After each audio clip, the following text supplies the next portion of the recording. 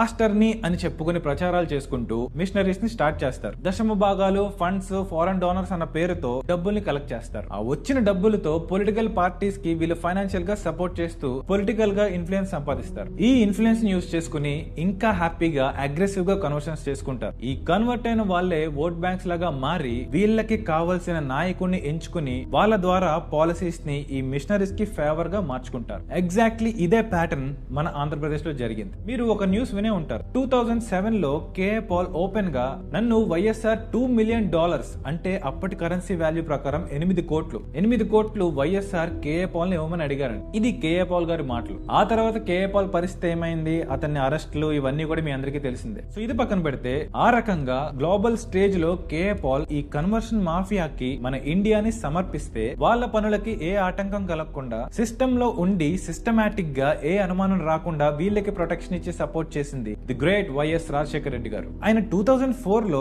ఆంధ్రప్రదేశ్ లో ఉన్న పేదవాళ్ళకి, ట్రైబల్స్ కి అండగా నిలుస్తా అని ప్రామిస్ చేసి పవర్ లోకి వచ్చారు. కానీ ఆయన పవర్ లో ఉన్న టైంలో విచిత్రంగా మీరు నోటీస్ చేశారో లేదో ఈ క్రిస్టియన్ మిషనరీ యాక్టివిటీస్ అనేవి విపరీత స్థాయిలో పెరిగిపోయాయి. చూస్తుండగానే ఆయన కాపాడుతానని ప్రామిస్ చేసిన ట్రైబల్స్ అలాగే ఈ పోవర్టీలో ఉన్న వాళ్ళంతా కూడా కన్వర్ట్ అయిపోయారు. ఈయన పవర్ లోకి వచ్చాకే మన హిందూ ఆలయాల పక్కనే చర్చెస్ కట్టడానికి ఈజీగా పర్మిషన్స్ రావడం జరిగింది. అలా భద్రాచలం, శ్రీశైలం, అహోబిలం, ఈవెన్ తిరుమలని కూడా వీళ్ళు వదలకుండా ప్రతి మూల చర్చెస్ ని కన్స్ట్రక్ట్ చేస్తూ వచ్చారు. సీనియర్ జర్నలిస్ట్ అయిన బిఆర్ హరన్ అలాగే ఇంకొంతమంది ఇచ్చిన రిపోర్ట్స్ ప్రకారం వైఎస్ఆర్ గారు ఓపెన్ గా ఈ మత మార్పిడి ముఠాలకి సపోర్ట్ చేస్తూ వచ్చారు. కానీ అప్పుడు ఎంతమంది గొంతు చించుకున్నా ఎవ్వరు పట్టించుకోలేదు. క్రిస్టియన్స్ కి జెరూసలం యాత్రలు చేసుకోవడానికి సబ్సిడీ కోసం 2 కోట్ల స్పెషల్ బడ్జెట్ ని కేటాయించారు. దాంతో పాటు మన ఇండియాలో ఏ స్టేట్ లో లేని విధంగా 2008 లో Andhra Pradesh state Christian finance corporation అని క్రిస్టియన్స్ కోసం ఒక గవర్నమెంట్ కార్పొరేషన్ నే ఫామ్ చేసి దాని ద్వారా చర్చెస్ కన్స్ట్రక్షన్, వాటి repairs, Christian schools, Christian hospitals, Christian hostels, Christian old age home, వీటన్నిటికీ భారీ స్థాయిలో ల్యాండ్ అలాట్మెంట్స్, ఇలా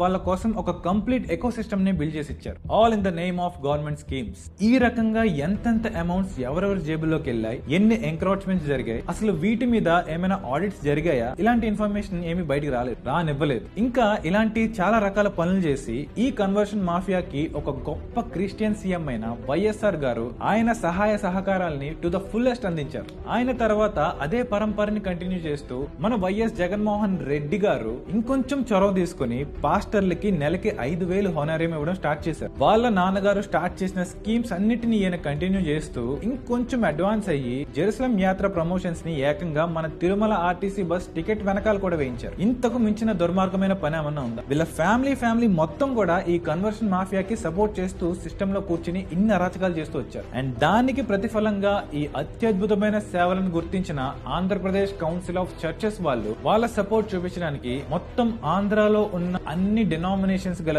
చర్చెస్ కి అలాగే వాటి లీడర్స్ కి ఒక నోటీస్ పంపించారు. దానిలో మన డివౌట్ క్రిస్టియన్ అయిన వైఎస్ఆర్సీపీ నాయకుడు వైఎస్ జగన్ గారికే ఓటు మనందరం వెయ్యాలి అని నోటీసులు పాస్ చేశారు. అది వాళ్ళ రేంజ్. ఒక పక్క మన ఆంధ్రప్రదేశ్ లోనే 30,000 గుళ్ళని గవర్నమెంట్ స్వాధీనంలోకి తీసుకుని వచ్చే ఆదాయాన్ని కంట్రోల్ చేస్తూ వీటిని మేనేజ్ చేస్తున్నందుకు మళ్ళీ గుళ్ళ ఆదాయం నుండి ఫీజుని తీసుకుంటే, ఇంకో పక్కేమో ఈ క్రిస్టియానిటీ కోసం తేరగా డబ్బులు ఇచ్చి మరీ పెంచుతున్నారు. బుద్ధున్నాడు ఎవడైనా దీన్ని న్యాయం అంటాడా? ఇది కాన్స్టిట్యూషన్ ని ఉల్లంఘించినట్టు కాదా? మన తిరుమల తిరుపతి దేవస్థానం ఈ టీటీడీ నుండి ప్రతి సంవత్సరం 50 కోట్లు గవర్నమెంట్ కి ఫీజుగా కడుతున్నామని ఎంతమంది తెలుసు? అదే కాకుండా మళ్ళీ గవర్నమెంట్ చేయాల్సిన పనులకు కూడా మన టీటీడీకి వచ్చే ఆదాయాలతో బ్రిడ్జ్ కన్స్ట్రక్షన్స్ అని, రోడ్ కన్స్ట్రక్షన్స్ అని, శానిటరీ వర్క్స్ అని ఇలా డబ్బులు లాగడానికి చూసారని ఎంతమంది తెలుసు? అందరూ క్రిస్టియన్స్ కాబట్టి ఇవన్నీ చేస్తూ వచ్చారు అనుకుందాం. వాళ్ళ తర్వాత మన చంద్రబాబు నాయుడు గారు ఆయన తోటి హిందువులకు జరిగే అన్యాయాల్ని ఆపేస్తారు అనుకుంటే కథలో పెద్ద ట్విస్టే వచ్చి పడింది. మన విజనరీ లీడర్ అయిన చంద్రబాబు నాయుడు గారు నిజానికి ఒక కేపబుల్ చీఫ్ మినిస్టర్, నేను కాదనట్లేదు. మన స్టేట్ డెవలప్మెంట్ పరంగా కానీ, ఎకానమీ, ఐటీ సెక్టర్ పరంగా కానీ ఒక మంచి విజన్ తోనే పనిచేస్తున్నారు. కానీ మన హిందువుల విషయానికి వచ్చేసరికి ఈయన కూడా అందరిలానే అపీజ్మెంట్ పాలిటిక్స్ చేస్తూ ఈ రాష్ట్రాన్ని నాశనం చేసే దిశగానే తీసుకెళ్తున్నారు. చంద్రబాబు నాయుడు గారు ఇచ్చిన స్కీమ్స్ ద్వారా చర్చ్ రిపేర్స్ కి 1.5 lakhs ఉండేదాన్ని 3 lakhs చేశారు. అలాగే దళిత్ క్రిస్టియన్స్ కి ఆయన మేనిఫెస్టోలో ఎస్సీ స్టేటస్ ఇస్తామని చెప్పి ప్రామిస్ చేశారు. అసలు నాకు అర్థం కాదు, కులాలు ఉంటాయి అది ఇది అని చెప్పే కదా వీళ్ళు మతాలు మారుతారు. మళ్ళీ మతం మారి క్రిస్టియానిటీలో కన్వర్ట్ అయ్యాక ఈ దళిత్ క్రిస్టియన్స్ ఎక్కడి నుంచి వచ్చింది? విచిత్రంగా లేదా? సరే అది పక్కన పెడతాం. నిజాలు మాట్లాడుకుంటే ప్రీవియస్ గవర్నమెంట్ తో కంపేర్ చేస్తే చంద్రబాబు నాయుడు గారు కొంతలో కొంత బెటర్ అని చెప్పాలి. ఎందుకంటే వాళ్ళు పవర్ లోకి వచ్చాక టీటీడీలో పాతుకుపోయి కూర్చున్న చాలా మటుకు కలుపుని ఏరేసి అన్ని కూడా మార్చి దాని శాంక్టిటీని మళ్ళీ కాపాడారు. అలాగే టీటీడీకి సంబంధించిన పాలసీస్ కూడా మనకి ఫేవర్ గా చేంజ్ చేశారు. కానీ ఇక్కడ మ్యాటర్ ఏంటంటే వీళ్ళు ఏం చేసినా ఎంత చేసినా జరిగే డ్యామేజ్ మాత్రం ఆపలేదు. ఎందుకంటే ప్రతి 5 సంవత్సరాలకి ఒక్కో సీఎం వస్తాడు. అది ఎవరు వస్తారా అని మనం ముందే చెప్పలేం. అలా ప్రతి 5 ఏళ్లకి గుండె చేతిలో పెట్టుకుని దేవుడి మీద భారం వేస్తూ ఎవరు మన గుళ్ళని కాపాడతారా అని ఎంతకాలం చూస్తారు హిందువులు? ఈ సో కాల్ లీడర్స్ కూడా కావాలని మన గుళ్ళని కంట్రోల్లోకి తీసేసుకుని మేము కాపాడేస్తాం, మేము ఇచ్చేస్తాం, మేము వచ్చామంటే వచ్చేస్తాం అని చెప్పి హిందూ ఓట్ షేర్ కోసం ఈ డ్రామాలని వేస్తున్నారే తప్ప నిజానికి ఎవరు కూడా మన ధర్మాన్ని సంరక్షించే వాళ్ళు లేరు. ఎందుకంటే నిజంగా ఈ సమస్యకి ఒక పరిష్కారాన్ని తీసుకురావాలి అంటే దానికి ఒకే ఒక్క మార్గం, free temples from government control. నేను ఇది చాలా సార్లు చెప్పాను. జరిగింది మా గుళ్ళ ఆదాయాల్ని మెక్కుతూ గుళ్ళని నాశనం చేసింది చాలు. హిందువుల గుళ్ళు కంట్రోల్లోకి తీసేసుకున్నారు. పోనీ ఏదోలా గురుకులాన్ని పెడదామంటే వాటికి ఈ మిషనరీ స్కూల్స్ కి లాగా ప్రైవేట్ స్కూల్ టైప్ లో పర్మిషన్ ఇవ్వరు. ఏదో నాన్ ప్రాఫిట్ ఆర్గనైజేషన్ లాగా సొంత డబ్బులతో మనం వాటిని రన్ చేసుకోవాలి. అర్చకులని సరిగ్గా చూడరు, గుళ్ళని కాపాడరు. ఎవడైనా వచ్చి గుడి మీద అటాక్ చేస్తే సినిమా చూస్తూ కూర్చుంటారు. అది నేషనల్ న్యూస్ అయితే తప్ప మీరు రియాక్ట్ అవ్వరు. ఇలా ఇన్ని రకాలుగా మన చుట్టూ మనకు అన్యాయం జరుగుతూ ఉంటే హిందువులు కూడా ఒక్కొక్కరు సినిమా చూస్తున్నారు. ఇదే మన ఆంధ్రప్రదేశ్ లో హిందువుల యొక్క రియాలిటీ.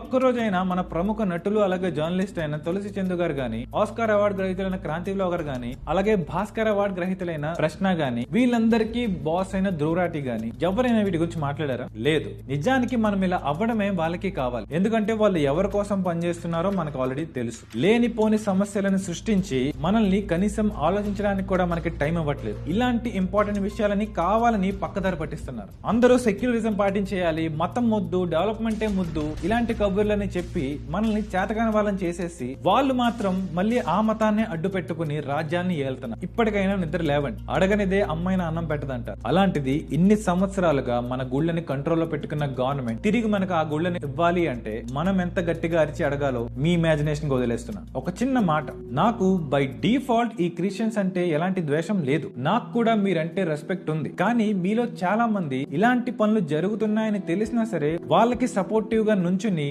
ఆ రెస్పెక్ట్ ని మీరే తీసేస్తున్నారు. ఇంత జరుగుతుందని మీలో తెలిసినా ఒక్కడైనా రియాక్ట్ అవుతున్నాడా? కనీసం వేలైనా కదుపుతున్నాడా? నిజంగా మీకు కన్సర్న్ ఉంటే మీలో పేరుకుపోయిన ఆ వైరస్ జాతిని ఏరి పారేయండి. మీ వెనక నేను వస్తాను.